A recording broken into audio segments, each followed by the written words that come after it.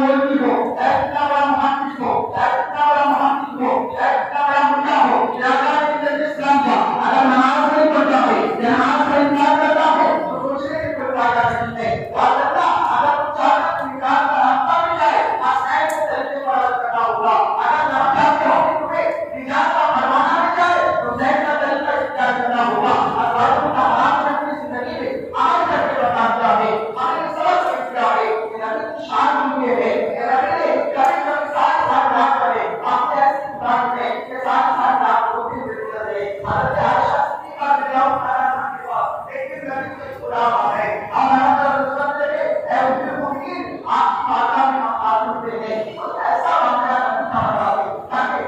जो अजीब मामला हो, तो अजीब मामला हो जिससे बात ताजा हो जाए। हज़रत सैयदा आयशा सिद्दीक़ा रज़ियल्लाहु ताला अन्हा की कहा, नबी की जिंदगी का हर वक्त अजीब है, नबी की जिंदगी का हर वक्त अजीब है। कहने लगा उम्मे मुमिनीन बताइए मुझे, कहती है कि मैं नमाज के बाद इशा के बाद देखी थी, नबी तशरीफ ले आए, नबी ने मेरे बिस्तर पर आराम फरमा दिए। कहते कि मेरी बारी थी, मैंने देखा कि आपका मेरे पास तशरीफ फरमा हुए थे, आराम फरमा रहे हैं। कहते मेरी आंख लग गई,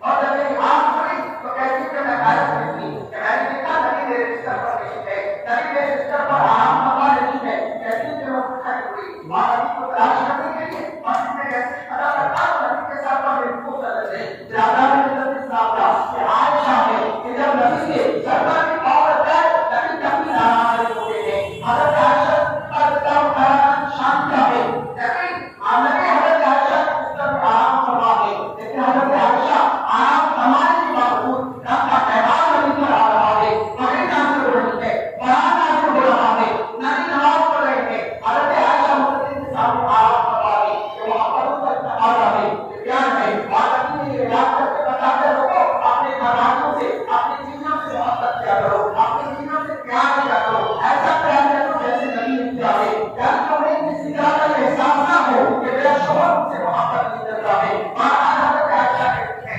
मैं पाँव नबी को रख गया, कहती है कि मैंने देखा कि आका है और आका सस्ते में थे, कहती है कि मैं आका के साथ को देख रही थी, आका के साथ नमाज में मशगूल थे, सजदे में क्या बताई कर रहे हैं, रो रहे हैं, आगे के साथ क्या बताई फरमा रहे हैं। कहती है मैं नबी को देखती रही, यहाँ तक कि उसको फज्र हो गई, नबी की रोने पर इजाजत है, अगर कयाम में है तो रोते जा रहे हैं। यहाँ की मुबारक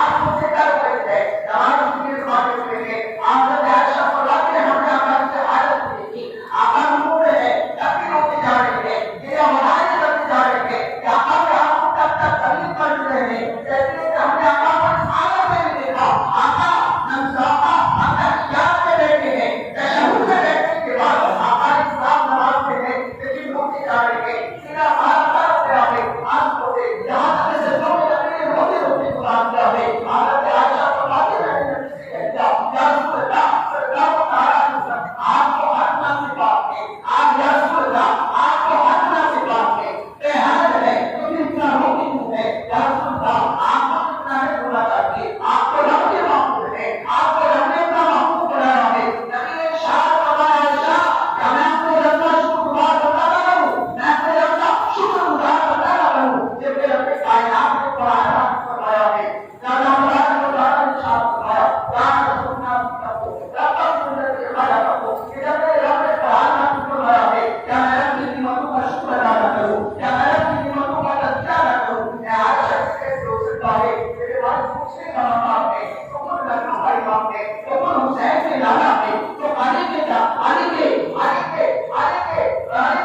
भी है और अली के सरकार भी है। जब उनकी नमाजों का इबादत है, उनके रोने का इबादत है, उनकी कीड़ा मराने का इबादत है, तो आगे मेरी औकात क्या होती है हम नमाज को छोड़ बैठे और अपने आप को जाहिर करे, अपने आप को किसी तरह देना शुरू करे कि हम तो जन्नती हो गए क्योंकि हम नमाज पढ़े ना पढ़े, हमें तो मोहब्बत करनी बस काफी हो गया। याद रखना ये सारा सब झूठ है और मैं जो बार बार मत करावे इससे सोचना चाहिए मैं ये नहीं कहता कि हुसैन से मोहब्बत ना करे, लेकिन